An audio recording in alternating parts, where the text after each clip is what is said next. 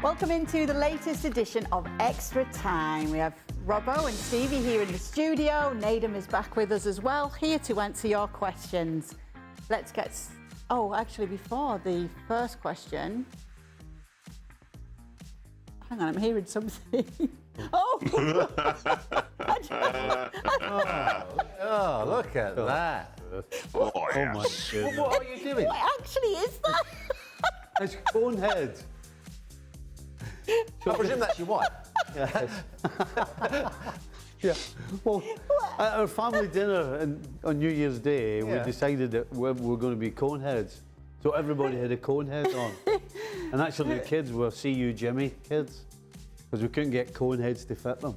So that was me and Eleanor after the dinner. I've got to say, they have some strange party games. You didn't fancy bringing it into It seemed like a good idea at the time. It looks better than your hair on that special when it was all fluffy. What was the product you used? It was terrible. Yeah, don't worry. I binned it. Yeah, we just saw the best of the year on ESPN FC, and Stevie's My barnet was a bit hair made Robbo happy to have none. I was going to say, if I had hair, I wouldn't have that style, that's for sure. Yeah, it was very fluffy that day. All right, Nedum, great to have you with us. You were in the best of the year for 2024.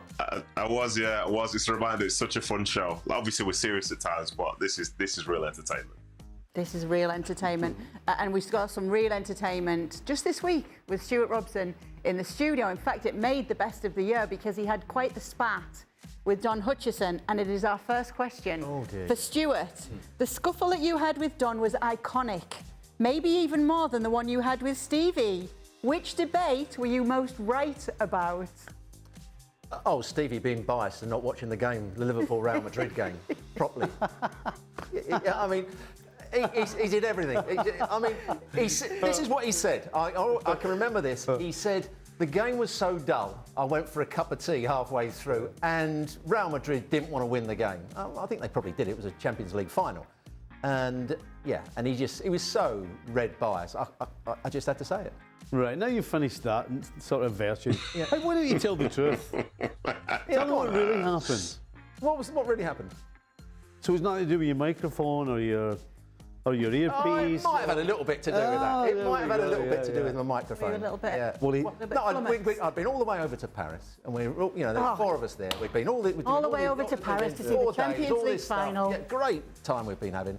And then we get to the aftermatch sort of a show, and they said, "Oh, could you just phone up the studio and we'll do it all on your phone with you?" I thought, I can't. It's going to cost me a fortune, and also my phone wasn't working. I couldn't get the thing plugged in.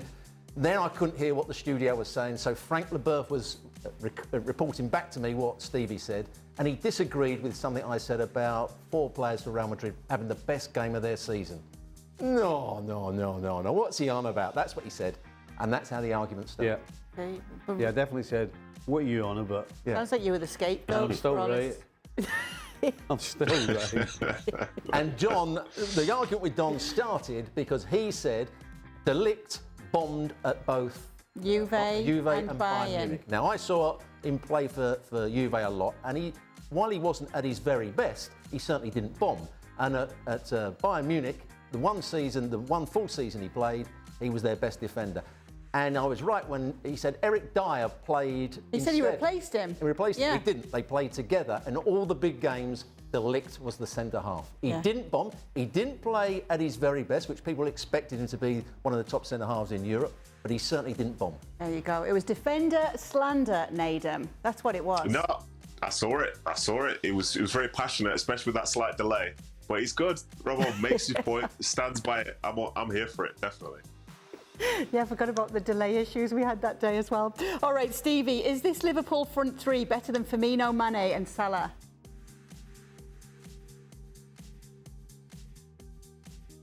Of course, I'll tell you what, there's a delay on his brain at the moment. I think the question deserves a little bit of thought. Did the screen break? Should we just wind him up? I've still got that cone. I've still got that cone on my head. That's what it is. Yeah, no. No. All right. Got Kay going now.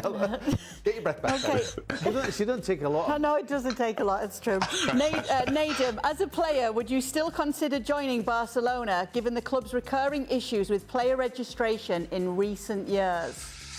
That is a great question. I think it depends where you're coming from and like how you're going to be. Like, can you definitely be registered? Like, what a crazy thought. Like, Danny Olmo, what a situation to be in, having 6 months off, basically. But I don't know. I think speaking with Jules, like on his podcast, he says that, you know, they are getting better. The future will be brighter for them. They've still got 1 or 2 issues, but it's not as much of a shambles as, say, it has been in years gone by. What about if Roberto Mancini became the Barcelona manager? Would you sign for them then? Listen, I'll sign for Real Madrid as quickly as possible. But anyway, the point I'm trying to make, yeah, I don't. I think you still would do, because it's still such an iconic club, and if you get a chance to play for Barca, it's very tough to say no to, I would say. I think if Roberto Mancini was the manager, he wouldn't be playing for Barcelona. He'd be with the youth team, training at 3 o'clock instead of 10. Yeah, he'd be put right back down to La Masia. All right, considering the recent success of managers coming from La Liga, they've written this, except Julen Lopetegui, would Xavi be a good fit for Spurs or West Ham? No.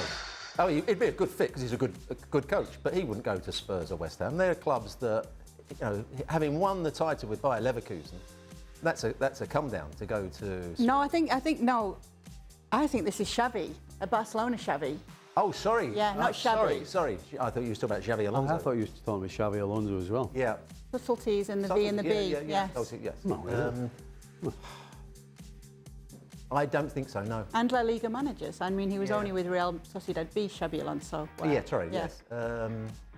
No, I don't think it would be a good fit. No, I think his style of football wouldn't be right. The fans would quite like it at West Ham, but I don't think it would win too many games because you have the best players, and West Ham wouldn't have the best players. And I think we're seeing with Spurs, while they've got decent players, they're not the greatest players. Yeah. And he needs players that are top quality to play the style of football he wants to play. Just for argument's sake, though. Oh, here we go. He wants to play an open game, but not quite as open as Postecoglou. So would that not make him a better fit? But when he was at Barcelona, would you say it was an open game? It was a lot of passing, but there wasn't always a lot of penetration at times. That's the thing that they still won the league, and they were solid defensively, but yet they still had some good attacking play going forward. So surely that's the kind of balance spot. So you would say he was good. Well, I think he would be. I mean, right now we've gone from Jose Mourinho standing on the edge of the box and breaking to Postecoglou, where it's complete chaos going forward, as opposed to Xavi, who we know wants to play some attacking football. But let's be honest, Barcelona won the league because of what the defence did, more than their attacking side. So surely that's the balance the Spurs are looking for. But then the next year the defence wasn't very good with the same players. Right, but I think if you're a Spurs fan, you'll settle for 1 year winning something and then see you later. Oh, so you guarantee they're going to win something? So there you go. Yeah. Well, Xavi's going to win something if he went there. Well, he won something his first year at Barca, so why wouldn't he do it at Spurs? I think Barcelona players are slightly... Well, at the time, there was only 3 teams that could win La Liga. Robbo, calm down. I'm just saying. There's a good mix here, all right? All right, there's a good mix, yeah. No, I'm just playing devil's advocate. You want an argument before you go back home? Oh, we're going to You miss see everything Robbo. through red-tinted glasses. There we go. We're going to miss Robbo in the studio. The little fire starter. Oh, aye. Nedum, has there ever been a player that's proved you wrong, similarly to how Gravenberch proved Stevie Nicol wrong? Proved me wrong. To be fair, I like to give the benefit of the doubt, so that doesn't happen too often. But what I would say, so I think it was 2 years ago, maybe 3 years ago, is when Liverpool played Man City in the Community Shield, and it was at Leicester City Stadium. I remember watching that game, and I was looking at something that was going on with Virgil van Dijk, and he didn't look as like dominating as, say, I'd seen him in years gone by. And he seemed to be very passive, letting people do what they want. And I thought, that's so strange. But I thought, you know, this is Virgil van Dijk. This is one of the best to do it. So I'm just going to keep this opinion to myself, but keep an eye on it. First game of that season, I think he got bullied by Mitrovic at Fulham. And there was a little spell where he was kind of not playing well whatsoever. And I thought, maybe he's more or less done. Maybe he's heading in the wrong direction. Well, here we are now, and for me, he's the best defender in the league. So realistically, that take that I thought I had a couple of years ago is very much worthy of going straight in the bin. And yeah, I think it was last season when when they won the League Cup, he was doing an interview and he said there were so many people that doubted me, and now this is me, blah blah blah. Listen, I felt very seen, and I hold my hands up, Virgil. You're the guy, and long may you be that person. Did he know that you played football, though, Nedum? Listen, he did watch my football, let's just say that. My football was not at 4:30 on a Sunday in the UK, let's say that. Anyone for you, Robbo? Now, Nedum might be able to help me out here. Okay. There was a player, I was a youth team coach at Wimbledon, and we had a player on trial. An agent sent him in 2 weeks, and he came in, and he was probably about 6'3", a black guy, and he came and trained, and for 2 weeks he was absolutely hopeless. And I said to the academy director, there's no way on earth he'll ever be a player. I mean, he looks like his boots are on the wrong feet. I mean, he's got no idea tactically. I tried to play him in this position, he went everywhere else, but 6 weeks, or about 8 weeks later, he came down to play in the semi-final of the FA Youth Cup against Wimbledon and scored 3 goals in the game. And he then went on to play for Manchester City in their first team for a couple of seasons, maybe 3 seasons. Midfield player, very rangy, good athlete, fairly good on the ball. Nedum must have played with him, but I cannot for the life of me think what his name is at the moment. Is it Dixon Atuhu? Dixon Atuhu, there it is, Dixon Atuhu. I said to our academy director, he will never be a player, and he proved to be a very good player in the Premier League. There you go, look at that. Look at the Nedum with the knowledge. Yeah. Oh, gosh, was he a good player? Yeah. Was he a good player? Yeah, Nedum? He was a good player. I played with him and I played with his brother Kelvin as well. But Dixon was the one we ended up playing for Fulham, and I think he probably had the better career of the two as well. Yeah. Nice. So, big mistake I made. Yeah, don't listen to Nedum, don't listen to Robbo, and just... Certainly don't listen to Stevie. And don't listen to a word I've got to say. I mean, you've got to be happy to be proved wrong. Oh, I can still hear myself sitting in my house, and when the Ipswich game started, first game of the season, and Gravenberg was in the team, and I'm like, why is Gravenberg in the team? And ever since then, I have been eating craw. Every time he steps on the field, the guy's just been great. So, can't always be right. You can't. Last question. Stevie, what is one of your New Year's resolutions? I don't have any at all. I've packed them in completely. So you used to do them? I used to come up with all the usual stuff, and not one of them ever came to anything. So I just decided to forget it. Most people say, point?